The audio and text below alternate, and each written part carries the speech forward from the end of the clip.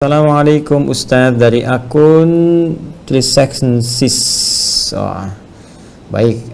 Waalaikumsalam warahmatullahi wabarakatuh. Ustadz izin bertanya, apakah jika kita bertawassul pahala kita hilang? Terima kasih sebelumnya Ustadz. Semoga Ustadz dan keluarga serta tim KIAI selalu diberikan keberkahan oleh Allah Subhanahu wa taala. Maksudnya, amin. Semoga Allah Subhanahu wa taala senantiasa juga memberkahi Anda, keluarga Anda dan kerabat-kerabat Anda dan memudahkan segala urusan Anda. Ya, dan semoga Allah menyertakan kami dalam kebaikan yang Anda terima. Baik, tentang tawassul. Tawassul itu dalil utamanya ada di Al-Quran surah kelima Al-Maidah di ayat ke-35. Ya. Quran surah kelima Al-Maidah di ayat ke-35. Ya, saya tuliskan dulu ya. Teman-teman, Quran surah kelima Al-Maidah. Kita kasih tanda kurung. Nah, ini ya, kita jelaskan supaya nanti tidak ada yang bertanya lagi. Surah kelima itu surah apa namanya? Ayat ke-35. Ya, di mushaf standar paling kanan sebelah bawah ya. Allah berfirman, "Ya ayyuhalladzina amanu taqullaha wabtaghu ilaihil wasilah." Ya, jadi saya tuliskan, mohon izin. Ya ayyuhalladzina kan amanu ittaqullaha. Nah, ini kemudian wabtaghu ilaihil wasilah. Nah, ini poinnya. Nah, ini saya garis bawah ya. Ya ayyuhalladzina amanu, hai seluruh orang-orang yang telah menyatakan dirinya beriman kepada Allah Subhanahu wa taala. Hai seluruh orang-orang yang telah menyatakan dirinya beriman kepada Allah Subhanahu wa taala. Ittaqullah, tingkatkan selalu takwa kalian kepada Allah Subhanahu wa taala. Wabtaghu ilaihil wasilah, dan carilah untuk dengan meningkatkan takwa tadi ya, dan carilah dengan meningkatkan takwa tadi al-wasilah ya, satu wasilah untuk memohonkan kepada Allah guna mengabulkan satu permohonan yang Anda inginkan ya, atau mengharapkan terwujudnya cita-cita yang Anda dambakan. Nah, ini cara untuk mendapatkan sesuatu melalui satu perangkat meningkatkan takwa. Nah, itu perangkatnya disebut dengan apa? Wasilah. Caranya, prosesnya disebut dengan tawassul. Tawassul itu menggunakan satu perangkat dalam rangka untuk memohon kepada Allah Subhanahu wa taala demi terwujudnya satu hal yang kita harapkan ya, atau doa yang kita mohonkan, kita kabulkan ya. Jadi ini prosesnya kemudian jadi satu penamaan disebut dengan tawassul. Nah, tawassul.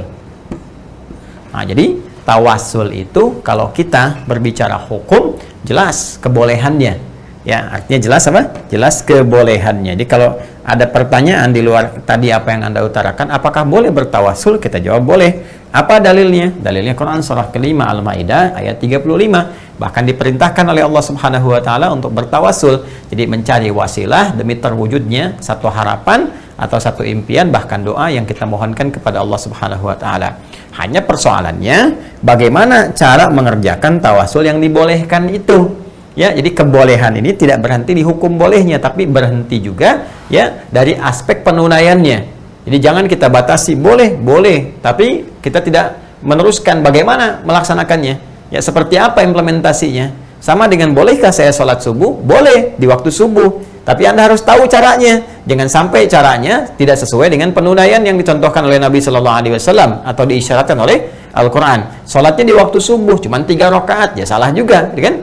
Karena itu pun ketika Anda ingin menunaikan tawassul, maka bagaimana tawassul yang benar? Nah, oleh Al-Quran diberikan gambaran umum.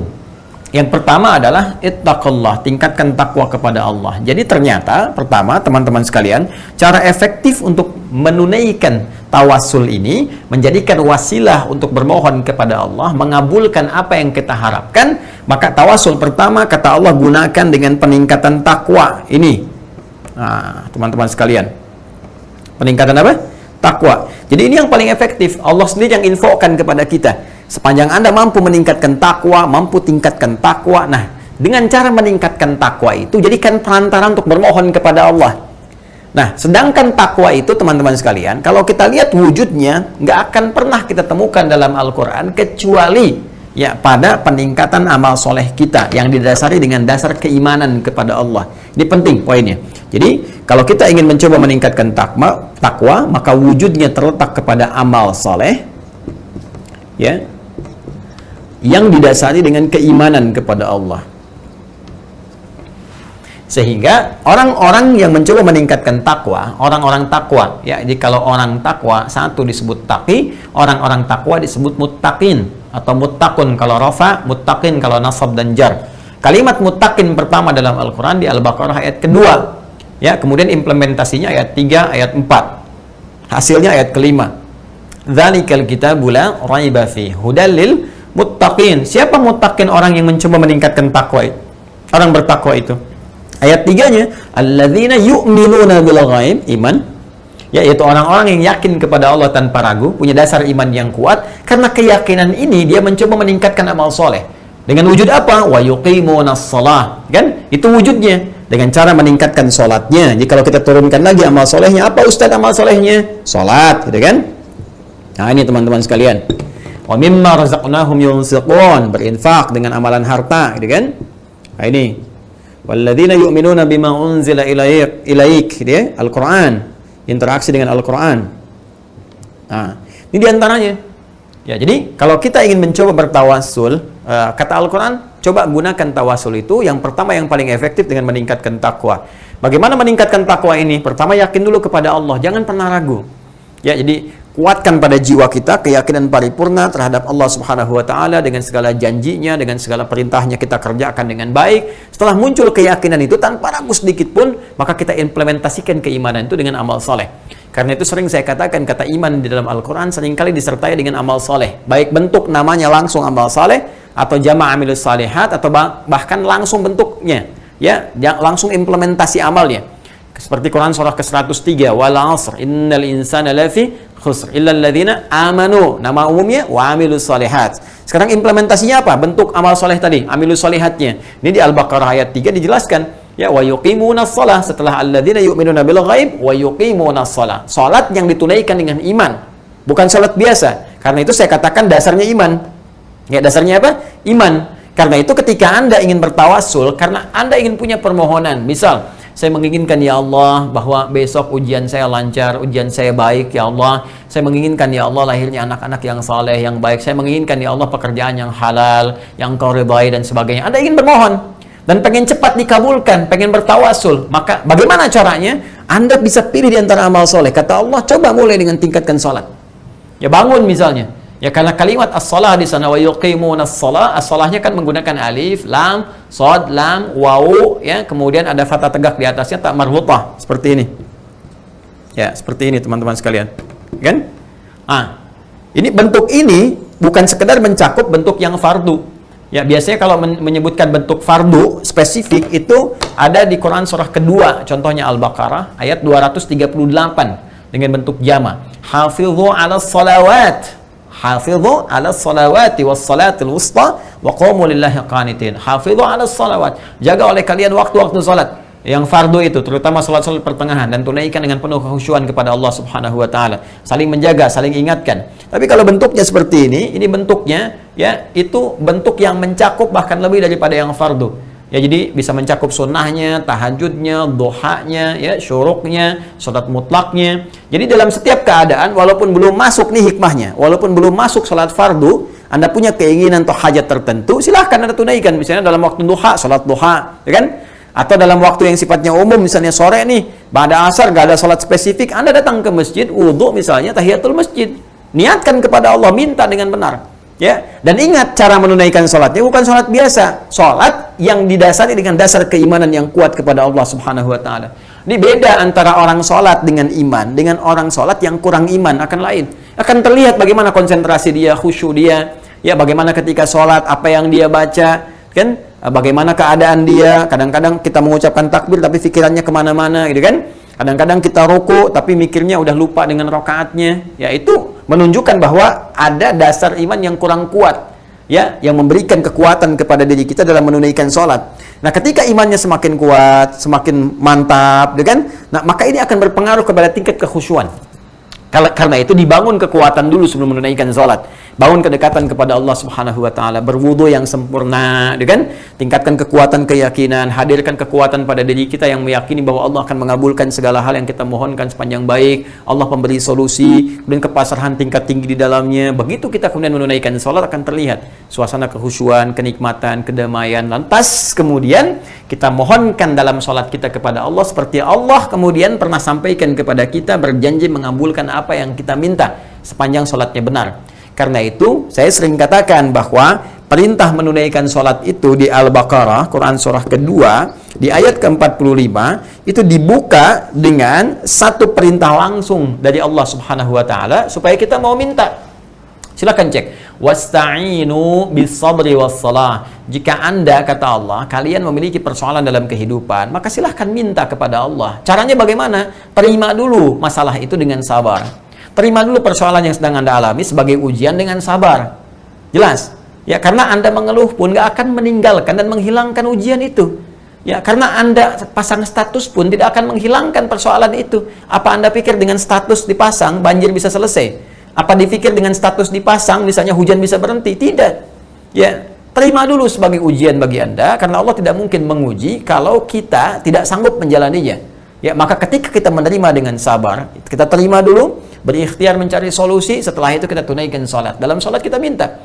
Makanya ketika Allah perintahkan, ya, wasta'inu, ya, cepat kalian minta tolong kepada Allah, minta solusi kepada Allah dari persoalan yang kau alami bisabri, terima dengan sabar, wassalah, saat sholat minta. Karena itu kalimat wasta'inu yang menjadi bentuk perintah, wasta'inu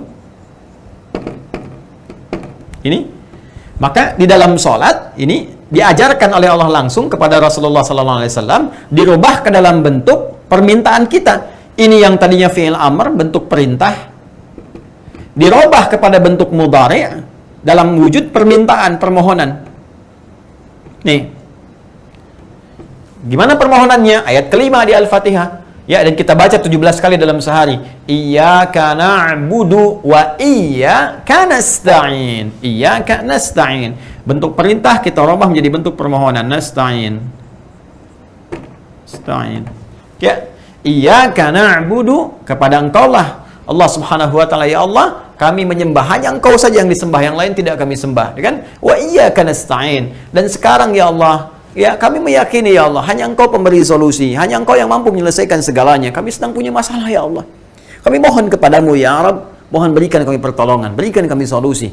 Anda tahu teman-teman sekalian, di titik ini kalau kita mengerjakan sholat dengan benar, dari awal wudunya benar, cara takbirnya benar, kan? Sampai bacaan iftitah, Al-Fatihahnya benar, sampai kalimat ini, perhatikan hadis qudsinya.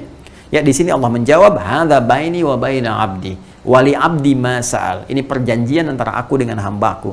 Apapun yang ia minta, sepanjang benar permintaannya, aku akan kabulkan. Baru di titik ini. Ya, belum ketika dia rukuk, belum ketika dia sujud, dia bisa mohon dalam sujudnya. Ya, dengan hatinya dia ucapkan subhana rabbiyal a'la, subhana rabbiyal a'la wa bihamdi, subhanakallahumma bihamdika, Allahumma ighfirli. Ya, setelah itu dia mohon. Ya, itu kalimat pembuka, teman-teman. Nanti lihat lagi fikih salat yang kita pelajari bersama. Insya Allah nanti ada serial yang kita siapkan. Ya, dari awal sehingga lebih terstruktur kembali, lebih sistematis, ya, dari awal sampai dengan akhirnya. Di antara pembahasan yang telah kita uraikan di beberapa tempat yang telah kita sampaikan dalam ta'lim kita, ya teman-teman, saat sujud itu kata Nabi aksirid doa.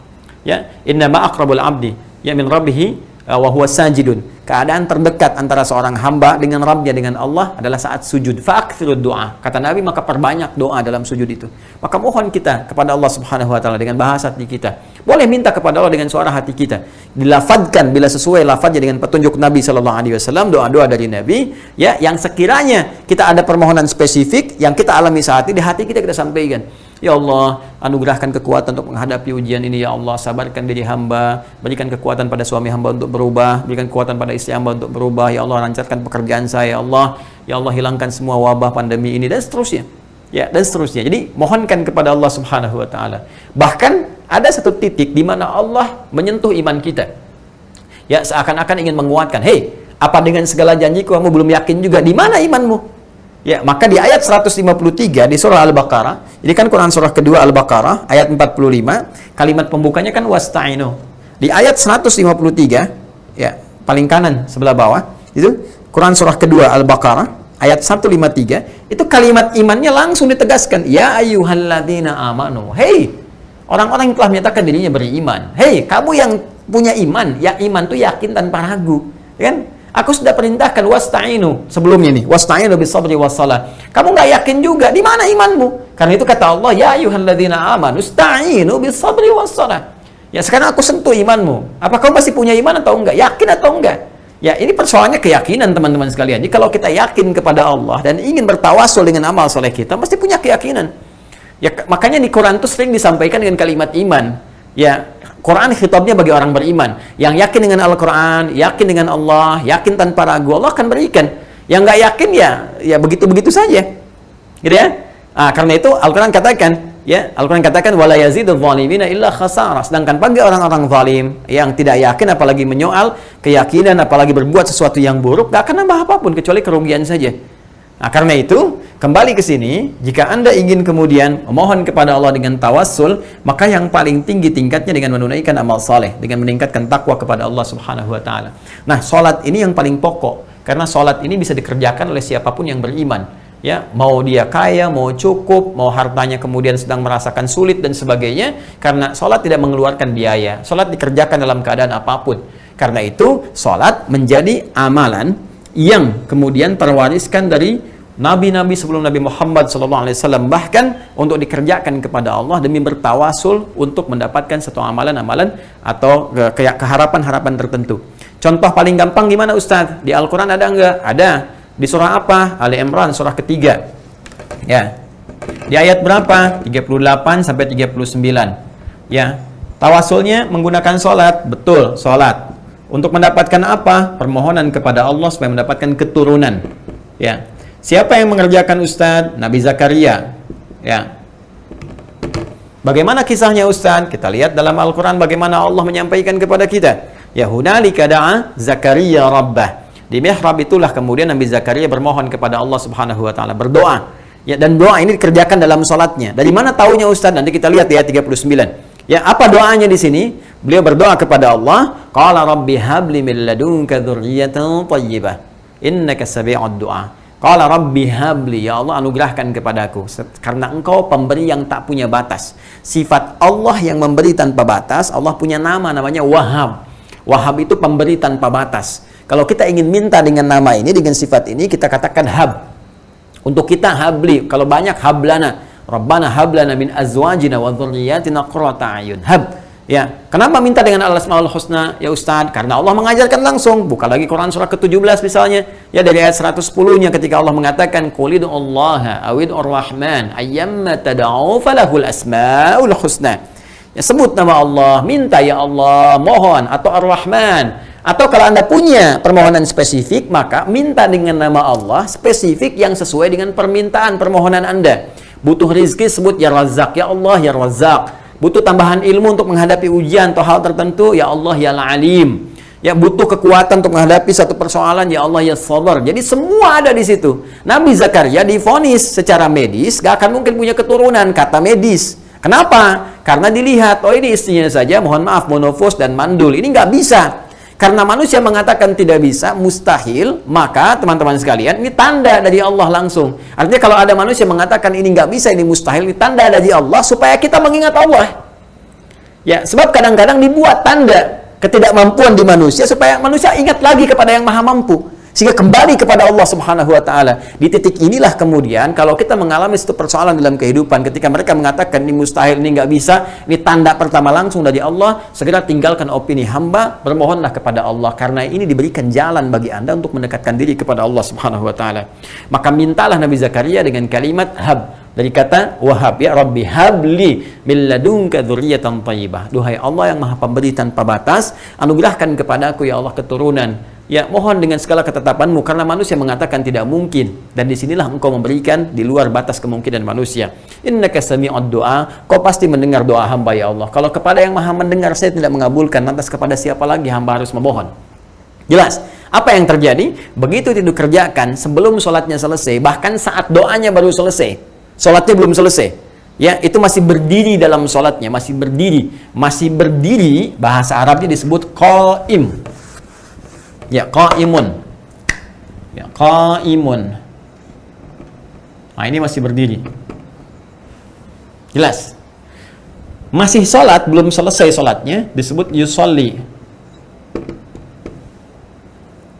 Nah, Nabi Zakaria masih berdiri dalam sholatnya, masih sholatnya belum selesai. Jadi berdiri, ya, mohon kepada Allah. Selesai doanya, belum selesai sholatnya. Apa yang terjadi? Lihat di ayat 39-nya.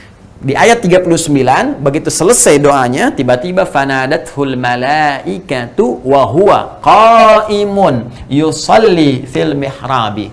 Ya, baru selesai kemudian doanya, belum selesai salatnya, tiba kemudian datang malaikat menyampaikan, menyuruh beliau, fanadathul malaikatu, maka menyampaikan malaikat kepada beliau, wa huwa qaimun, sedangkan beliau ini masih berdiri, baru selesai doa, masih berdiri, yusalli, masih salat, belum selesai salatnya. Perhatikan, kekuatan salat yang dilakukan dengan dasar keimanan yang kuat, kepasrahan, keyakinan, sifat qanaah, itu Allahu Akbar, bisa seketika langsung mengabulkan doa, bahkan salatnya belum tuntas dikerjakan.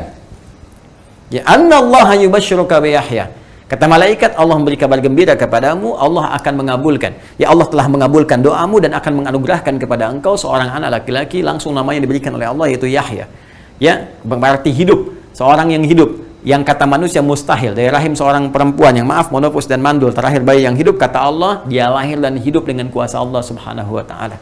Ini diantara contoh tawasul yang menggunakan apa? Salat. Ya, ada lagi dengan ibadah, dengan bermohon, dengan peningkatan, seperti yang diuji dengan penyakit. Ya, siapa? Nabi Ayub misalnya, alaihi salam, di Quran surah ke-21. Ya, Quran surah ke-21 di ayat ke-83 sampai 84. Ya, wa ayyuba idnada rabbahu anni massani yadhurru wa anta arhamur rahimin. Ya, ketika Ayub berdoa, bermohon kepada Allah, bertawasul dengan doanya, dan doa bagian dari peningkatan takwa. Ya, makanya dalam orang-orang yang bertakwa itu diajak untuk berdoa. Dan bukankah sholat itu maknanya adalah doa? As-sholatu hiya doa. Ya, as-sholatu hiya doa. Dan karena itu di sini kemudian Nabi Ayub berdoa kepada Allah Subhanahu wa Ta'ala, dan doa itu bagian dari takwa kita. Jadi ketika seseorang beriman banyak berdoa kepada Allah, doa itu bagian dari tawasul kita, minta kepada Allah lewat doa yang kita mohonkan. Ya, tapi apakah sekadar doa itu dipanjatkan biasa? Tidak. Nanti kita akan lihat ayatnya. Ya, ketika Allah menyampaikan wa ayyuba, dan aku buka kisah Ayub alaihissalam, idnada rabbahu, ketika bermohon berdoa kepadanya, kepada Allah Subhanahu wa Ta'ala, ya, anni massani yadhurru wa anta arhamur rahimin. Ya Allah, penyakit ini telah mengganggu saya, menyakiti saya, mengganggu saya untuk menunaikan ibadah dengan sempurna. Jadi Ayub alaihissalam ini masya Allah rajin ibadah. Ya, diuji oleh Allah, kemudian dengan hilangnya harta benda, hancur asetnya, makin meningkat ibadah lagi.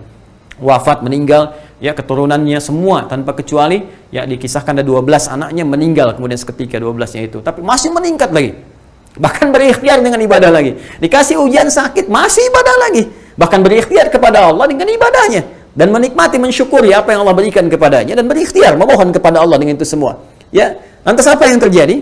Ya, orang yang rajin ibadah, yang kuat, teman-teman sekalian, itu disebut abid namanya. Ya, Allah itu ma'bud, ya, ma'budul haq. Kita yang menyembah disebut abid. Cara kita menyembah na'bud, ya. Iyyaka na'budu. Allah ma'budul haq, kitanya abid. Ya, hambanya disebut abidun atau abidin, gitu kan? Nah, sekarang perhatikan baik-baik. Apa yang terjadi ketika beliau banyak meningkatkan ibadahnya kepada Allah, memohon kepada Allah, ya, ketika sakit, dan sakit itu sudah mulai mengganggu beliau untuk ibadah, menyakitinya. Ya, jadi ketika beliau terima penyakit itu, lancar ibadah, nggak ada masalah. Tapi ketika mengganggu, ya, sholat sudah mulai nggak enak, gitu kan? Mau zikir kepada Allah sudah mulai terganggu dan sudah mulai tersakiti, maka memohon kepada Allah Subhanahu wa Ta'ala. Ya, anni masani yadhurru wa anta arhamur rahimin. Ya Allah, Engkau yang paling sayang kepada hamba. Kalau yang paling sayang saya tidak menyembuhkan, lantas kepada siapa lagi hamba memohon? Ketika itu dilakukan oleh Ayyub alaihissalam, maka apa yang terjadi? Fastajabna lahu fakashafna ma bihi min dhurr. Enggak pakai lama, kata Quran, pakai fa, harfu atfin rabitin baina syai'aini bila hudud. Ya, sama persis dengan Nabi Zakaria alaihissalam. Zakaria baru berdoa, selesai, langsung dikabul. Ya, harfu atfin rabitin baina syai'aini bila hudud. Huruf yang merangkai dua peristiwa tanpa jeda. Jadi peristiwa ini selesai, yang lainnya datang. Jadi peristiwa pertama berdoa, begitu selesai doanya, datang jawaban seketika, pakai fa. Ya, fastajabna, kami seketika jawab, begitu selesai doanya, kami jawab doanya. Ya, fastajabna lahu fakashafna ma bihi min dhurr. Ya, maka ketika kami jawab, kami sembuhkan seluruh apa yang menyakiti Ayyub alaihissalam. Wa atainahu mithlahu ma'ahum ya atainahu ahlahu wa mithlahum ma'ahum rahmatan min indina. Kemudian tidak cukup kami sembuhkan, kami balikin lagi harta benda yang hilangnya, keluarga yang meninggal. Kemudian setelah itu ya datang teman-teman sekalian, orang-orang ketika mendengar Ayub sembuh, Ayub itu orang baik, ya suka berbagi dengan orang-orang. Ketika mendengar sembuh datang orang bawa lagi harta benda, ngasih selamat, ngasih ini, ngasih itu, sehingga hartanya 2 kali lipat dari sebelumnya. Kemudian istrinya bergaul kembali, lahir, setiap lahiran kembar sampai ya umithlahu ma'ahum lahir 24. Ya, jadi karena kembar 12 kali kemudian melahirkan 24. Yang sebelumnya 12 anaknya, kemudian diuji dengan meninggal, lahir lagi diganti oleh Allah Subhanahu wa taala dengan 24 yang baru, keturunan baru. Jadi sehat lagi, harta bertambah, yang paling luar biasa adalah keturunan pun kemudian menjadi lebih baik. Ya, dan yang paling dahsyat belum selesai ayatnya. Wa dzikra lil abidin. Ini kata Allah mesti menjadi zikrun, inspirasi untuk meningkatkan ibadah. Ya, ibadah. Wa dzikra ini mesti menjadi pengingat. Zikir itu amalan yang kita kerjakan untuk mengingat Allah Subhanahu wa taala. Di setiap aktivitas yang kita kerjakan untuk mengingat Allah sehingga tersambung kita dengan Allah disebut zikrun namanya. Sehingga salat disebut dengan zikir. Quran surah ke-20 ayat 14. Ya wa aqimis salata li dzikri. Innani anallahu la ilaha illa ana fa'budni wa aqimis salata li dzikri. Berdoa disebut zikir karena saat doa kita ingat dengan Allah. Quran surah ke-7 ayat 205. Wadhkur rabbaka fi nafsika tadarruan wa khifatan wa dunal jahri minal qaul. Kita kalimat thayyibah subhanallah alhamdulillah Allahu akbar istighfar, itu zikir yang kita kerjakan ba'da salat. Quran surah ke-4 misalnya An-Nisa ayat 103. Fa idza qadaitumus salata fadhkurullah. Semua ibadah yang kita kerjakan untuk mengingat Allah disebut dengan apa? Zikir. Saat kita tunaikan ibadahnya menyembah Allah dengan kekhusyuan, dengan dasar iman yang kuat disebut dengan abid. Maka Allah katakan wa dzikra lil abidin. Artinya kalau Anda mau teman-teman sekalian tingkatkan ibadah Anda kepada Allah, silahkan berikhtiar. Saat sakit seperti Nabi sampaikan ikhtiar. Ya, Anda ikhtiar cari obat misalnya, obat ke medis dan sebagainya. Bersamaan dengan itu, ikhtiar Anda bermohon kepada Allah. Mintalah Allah kepada Allah Subhanahu wa taala. Ya, minta penyembuhnya. Allah Asy-Syafi, Allah yang menyembuhkan. Ya Allahu Syafi, Allahu Syafi, Allahu Syafi, Allahul Kafi, Allahul Kafi. Kita cukupkan dengan Allah. Maksudnya minta kepada Allah Subhanahu wa taala. Allah yang akan menyembuhkan dengan kuasa Allah Subhanahu wa taala. Janji Allah, aku akan sembuhkan hambaku ini seperti aku sembuhkan Ayub terdahulu dengan ikhtiar dia itu. Ini yang saya maksudkan, termasuk menjangkau apapun musibah, termasuk penyakit yang kita sedang alami dalam kehidupan. Bagaimana dengan corona ya Ustadz? Anda berikhtiar, silahkan berobat, berikhtiar medis bersamaan dengan itu memohon kepada Allah seperti ayat ini tunjukkan. Makanya saya katakan ini ayat yang syumuliyah, komprehensif, menuntut kepada kita dan menuntut kita untuk kembali kepada Allah memohon dengan penuh kebaikan. Ya, tapi hanya bagi orang yang beriman. Jadi kalau Anda beriman, alhamdulillah. Kalau nggak beriman artinya nggak yakin, ya terserah Anda. Bukan berarti Qurannya bohong, Andanya yang tidak yakin. Suneo. Ya, Suneo ada udah hijrah. Masa Anda bikin status yang tidak-tidak? Ya, jadi persoalan ini persoalan iman. Jelas ya? Baik teman-teman sekalian. Nah, jadi kalau ada orang-orang yang tidak yakin dengan Al-Quran, yaitu urusan masing-masing. Karena Allah pun menyampaikan Quran surah 17 ayat 82. Wa nunazzilu minal Qur'ani ma huwa syifaa'un wa rahmatul lil mu'minin. Dan kami turunkan dari Al-Quran petunjuk-petunjuk untuk memohon wasilah kepada Allah supaya mendapat kesembuhan dari penyakit atau hal-hal yang lainnya dengan tetap Anda berikhtiar. Silahkan Anda berikhtiar, nanti Allah kirimkan hal-hal yang terbaik dan ikhtiar salah satunya menggunakan ikhtiar ibadah. Tapi bagi yang yakin, wala yazidul zalimina illa khasara, dan tidak akan menambah kepada orang-orang zalim, orang-orang yang menyimpang, orang-orang tidak punya niat baik kecuali apa? Kecuali kerugian saja. Nah ini teman-teman sekalian ikhtiar menggunakan amal soleh, misalnya contohnya salat, bisa dengan infak, bisa ya seperti banyak ini para ulama juga. Syekh Nawawi Al-Bantani itu diantara keberkahan ilmunya beliau seringkali berinfak sebelum mengikuti ta'lim, dan itu dahsyatnya luar biasa. Jadi sebelum ikut ke majelis gurunya infak, dan beliau niatkan salah satu kemuliaan akhlaknya adalah ya Allah dengan infak ini aku mohon keberkahan ilmu dan tolong tutupi aku dari aib guruku. Nah jadi ini menarik nih, jadi gak ingin kenal aib gurunya. Ya, ini Masya Allah berkah ini ilmunya nih. Jadi begitu mau ke majlis gurunya, infak, dan minta kepada Allah untuk menutupi aib gurunya, supaya tidak sibuk mencari aib. Nah ini adab nih, ini adab yang sangat luar biasa. Ya, jadi ini kadang-kadang penuntut ilmu kekinian nih, ada yang perlu kita introspeksi. Ini belum apa-apa udah gunjing gurunya. Ya, kemana sih? Talim siapa? Saadi Hidayat. Bid'ah tuh. Oh, bid'ah? Ya Allah. Ya, belum aja Anda belajar udah menyebut sesuatu yang kurang pantas, ya nggak mungkin dapat feedback ilmu yang bisa meresap ke dalam jiwa, itu mustahil. Ya karena itu ada sesuatu yang penting kita jaga, karena manusia nggak lepas dari kesalahan, termasuk seorang Adi Hidayat misalnya atau ustadz-ustadz yang lainnya, pasti ada titik di mana dia berbuat salah. yang dengan kesalahan itu memperbaiki. Boleh jadi Allah titipkan langsung di lisannya, padahal mungkin pikirannya merasa benar, tapi tiba-tiba terlintas di kalimatnya misalnya keliru, ya, dan yang dia inginkan sebenarnya bukan itu. Ya bisa jadi terjadi demikian karena ada lompatan pemikiran, tapi di lisan mengikuti misalnya bisa terlampau lambat atau bahkan lebih cepat. Itu bisa terjadi. Dan kadang-kadang Allah ingatkan lewat peristiwa itu supaya memperbaiki diri. Oh ini nih kamu nih kecepatan. Nih kamu nih lupa karena sedang mikir ini, nyampaikan ini. Bisa jadi kejadian demikian. Tapi yang terbaik bagi seorang murid adalah mengambil faedah dari ilmu tanpa harus menyoal keburukan-keburukan manusia. Ini poinnya. Ya. Ada lagi lewat yang kumpulan-kumpulan populer amal soleh lain. Yang penting amal soleh. Ya. Pernah nggak kalau Anda baca di Al-Bukhari itu panjang sekali kisahnya tentang 3 orang yang terjebak ya di dalam satu gua, kan populer sekali, viral lah. Viral, udah di like sebanyak orang, di share oleh Imam Al-Bukhari dan di komen oleh para pensyarah hadis, ya, like, share and comment. Nah, ini tentang 3 orang yang sedang berjalan ya menuju satu titik bersamaan, hujan terus berlindung di satu gua. Nah, tiba-tiba ketika masuk gua menggelinding satu batu besar nutup, kan? Nah, mereka ingin keluar, dorong-dorong nggak mampu, nggak kuat, gitu kan? Nyari Bang Jago nggak ada, gitu kan? Apa yang mereka lakukan?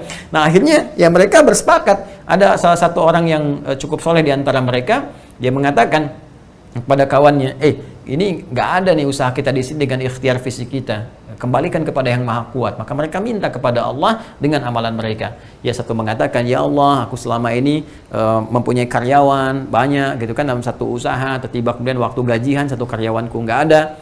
Lalu setelah itu, ya, karena dia belum datang, aku simpankan uangnya. Terus dia sehari, 2 hari, 3 hari nggak datang, makanan nggak datang. Aku khawatir nilainya berkurang dari uang ini.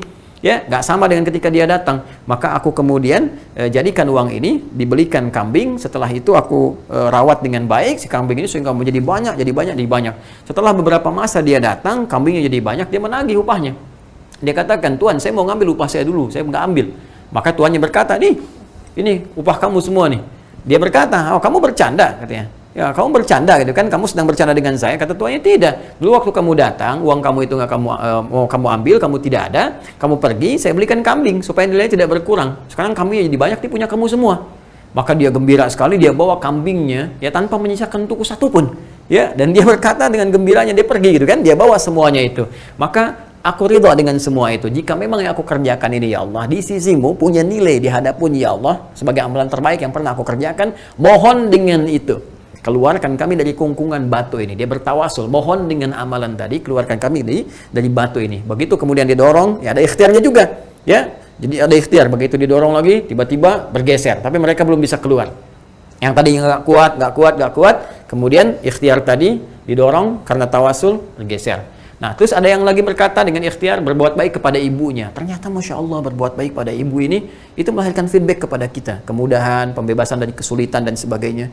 Ya Allah, aku punya seorang ibu, aku berikan yang terbaik pelayanan kepadanya. Sampai nggak pernah kemudian aku minum susu sebelum ibuku minum. Makanan di rumah dimakan setelah ibu duluan. Sampai satu ketika aku pulang kemudian dari hutan, ya mencari satu hal kebutuhan, ya tiba kemudian aku dapatkan ibuku sudah tidur.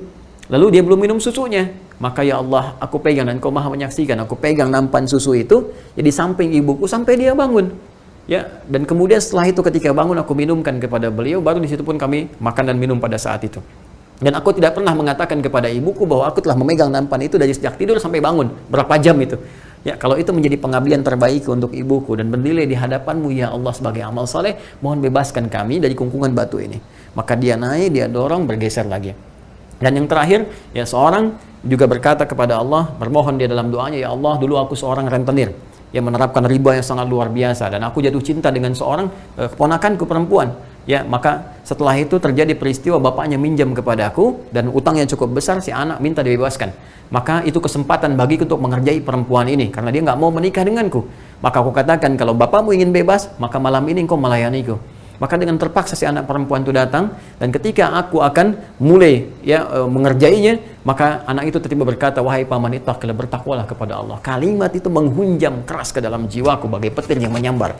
Jadi kalau kita ini benar-benar dekat kepada Allah, saleh, ya nggak banyak berbuat maksiat, tuh kalimat-kalimat tuh kencang sekali.